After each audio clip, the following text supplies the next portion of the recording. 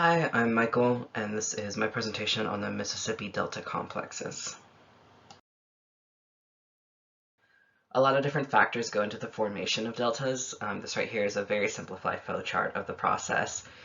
You have a lot of the inland characteristics, such as the discharge of a river, the relief between different points in flow, and the overall slope, which determines the grain size of the sediment and thus the transportation method. The basin characteristics, where the delta actually forms once the inland river meets lower energy bodies of water, is a function of tectonics and global sea level change. The subsidence, how the land sinks into the basin, and the accommodation both affect the depth of the water in which the delta forms, and also the accumulation of the delta. The last thing is the movement of the water of the rivers that the rivers feed into, then continually rework the deposited sediment and change and keep changing how the delta sits. Dominating water characteristics also change the deposition of deltas. Fluvial, or more traditionally river deltas, such as the Mississippi River, are controlled by the transport and sedimentation of a river with unidirectional flow.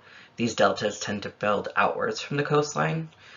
You also have wave-dominated deltas, which are a modified version of the river delta, where instead of the river depositing into much lower energy water and it's sitting, the delta experiences longshore currents, which move the delta to be parallel to the shoreline instead of the more traditional fan. You also have tidal-dominated deltas, which experience the ebb and flow of tides and waves and create a bidirectional movement of the deposited bed load and the suspended load. And these deltas tend to be a little bit more triangular in shape. And now that we've talked about the general characteristics of deltas, we can start to talk about the Mississippi River deltas. The Mississippi is the United States' second longest river, and most of the western edge of its basin is actually the border for the Continental Divide, which is the division between the Atlantic and the Pacific drainage basins. The Mississippi River drains more than half of the United States rivers before draining into its own distributary, the Atchafalaya River, which then snakes through the channels and streams of the Mississippi Delta before reaching the Gulf of Mexico. There are three distinct parts to the Mississippi River: the upper, middle, and lower sections. The upper Mississippi was once a floodplain that has now been anthropogenically stabilized for shipping, and what was once a very slow and shallow braided kind of river. The middle of the Mississippi is the smallest section of the three. It's a 200-mile stretch between the input of the Missouri to the input of the Ohio, and you can kind of see it right there in the middle. The middle stretch floods very frequently due to the fact that this section is the most wild. It doesn't have any dams or locks, unlike the upper and the lower sections. And this is in part to do with the fact that the input of the Missouri and the input of the Ohio add a lot of energy into this section of the river. And there was a great flood in 1993, which destroyed a lot of the flood protections that were once in that area. And since then, it's just kind of been predicted and accepted that without additional construction of dams and other kinds of barriers, there's not really any safe way to live there. So they've just made it a protected land and let it kind of flow free. The lower Mississippi is what I think most people imagine when they talk about the river. It's wide and slow moving with a fair amount of commercial traffic and has very, very busy ports. The lower Mississippi ends in a river-dominated delta that has been building on top of itself for just under 5,000 years. And this is my apology beforehand. I did not take French until college, and I was not very good at it, so I'm probably going to butcher some of these names. But as ocean levels rise and the gradient of deltas change, the smaller individual deltas that make up the Mississippi Delta complex have moved back and forth over time in a process called avulsion.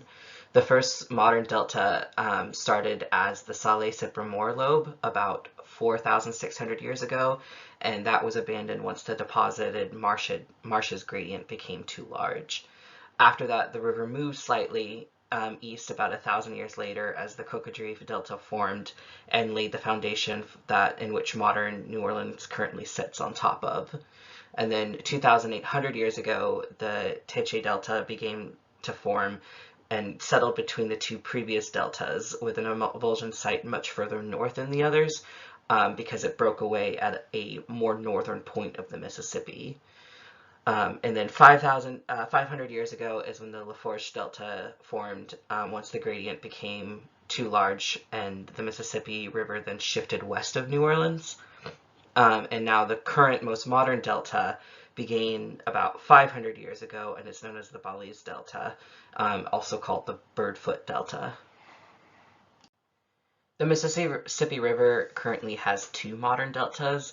The Balize, which is the delta currently being formed by the Mississippi River itself, but it also has the Atchafalaya Delta, which is the distributary river of the Mississippi, and it's been forming its own subdelta to the west since the 1900s.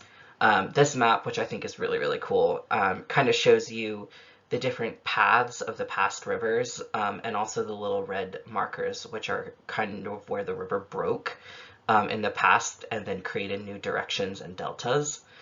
The different subdeltas of the modern Mississippi can also be seen, and you can also see right there at the very corner of the box in the middle where the break for the Atchafalaya River actually occurred, and then where it currently is. The Mississippi River is at the edge of the continental shelf into the Gulf and has no more forward space for it to deposit on. And because of this, the delta is experiencing a net land loss, even as the Atchafalaya is experiencing a net land gain, because it still has an appropriate seabed gradient to accumulate on. The Mississippi River also doubles as a shipping channel, which allows movement from the Gulf of Mexico all the way to the Great Lakes, and New Orleans and Baton Rouge are both port cities with international import and exports. The commercialization of the Mississippi has been ongoing for hundreds of years, and we are continually trying to find strategies and shortcuts to circumvent the shifting channels with varying levels of success. One of the least successful attempts was the Mississippi River Gulf Outlet Canal, also called Mr. Go. The Mississippi River currently flows just south of New Orleans and then winds through the Balize Delta at cost of time and money for shipping. So in the 1950s, Congress authorized the building of a canal that would cut through the delta and provide more access to the Gulf from New Orleans. Unfortunately, Mr. Go had very little success even before its downfall, as the follow-up projects that were supposed to focus on improving New Orleans ports to kind of strengthen it, and also the accompanying support channels never came to fruition. Mr. Go always had criticism from the very start. It was an ecological disaster. The marshlands it cut through were already very fragile, and the construction of the channel and then the annual dredging that it required caused massive amounts of erosion, but I don't think that anyone had really considered what would happen if something like Katrina occurred. Unfortunately, just months before Katrina actually made landfall, a storm surge expert from Louisiana State University Hurricane Center predicted actually what was going to happen. Unfortunately, it was too late, and not a whole lot of people believed him. When Katrina did finally hit the Louisiana coast, Mr. Go essentially acted as a funnel for the subsequent storm surge, and the Gulf Intercoastal Waterway, which was coming down from the top in the last map, was breached in multiple places as the storm surge was pushed into speeds of 8 feet per second, and also added 3 extra feet onto the incoming waves. St. Bernard Parish and the lower Ninth Ward, just west of Mr. Go, were the most heavily flooded and spent years recovering from the damage and lives lost. Deltas create a wide variety of very specialized ecosystems, from prairie and forest to wetland and swamps all the way to ocean habitats. The Mississippi deltas in particular are home to many endangered species, including Kemp's Ridley turtle, which is one of the rarest sea turtles. Louisiana wetlands are almost half of the U.S. total coastal wetlands, which provide critical protection like barrier islands from incoming storms, and also act as carbon sinks in the hydrologic cycle. Fishing is a massive industry in the Gulf, especially in Louisiana, and almost every commercial fish species spends time in Mississippi's delta wetlands. The threat to the deltas are numerous. Incredibly fragile, the ongoing industry and human settlement around the deltas have continually impacted them. Industry poses the greatest threat to the continued well-being of the Mississippi deltas, as the construction and the proximity to point source pollution by way of emission and spills have put not just ecologic health in danger, but human life as well. The Deepwater Horizon oil spill dumped 134 million of gallons of oil into the Gulf in 2010, which coated beaches, deltas, in 1,300 miles of coastline in toxic hydrocarbons. Cancer Alley, which is what communities around the 85 miles of the Mississippi between Baton Rouge and New Orleans are called, because they have more than 150 refineries in nearby. The area is what is known as a sacrifice zone, as the proximity to petrochemical production means that most of the 11 parishes in this area do not meet EPA safety levels. More than half of the state's on and off-site releases and toxic waste disposal occurs in this area as well. Louisiana has the 5th highest cancer death rate in the United States. Mr. Go and other shipping activities have interrupted the natural patterns of deltaic formation and are exponentially degrading what is left. Wetlands and other depositional features are disappearing faster than they are being replaced and at immense cost. We're losing specialized habitats and history as we continue to interfere with the Mississippi Delta complexes.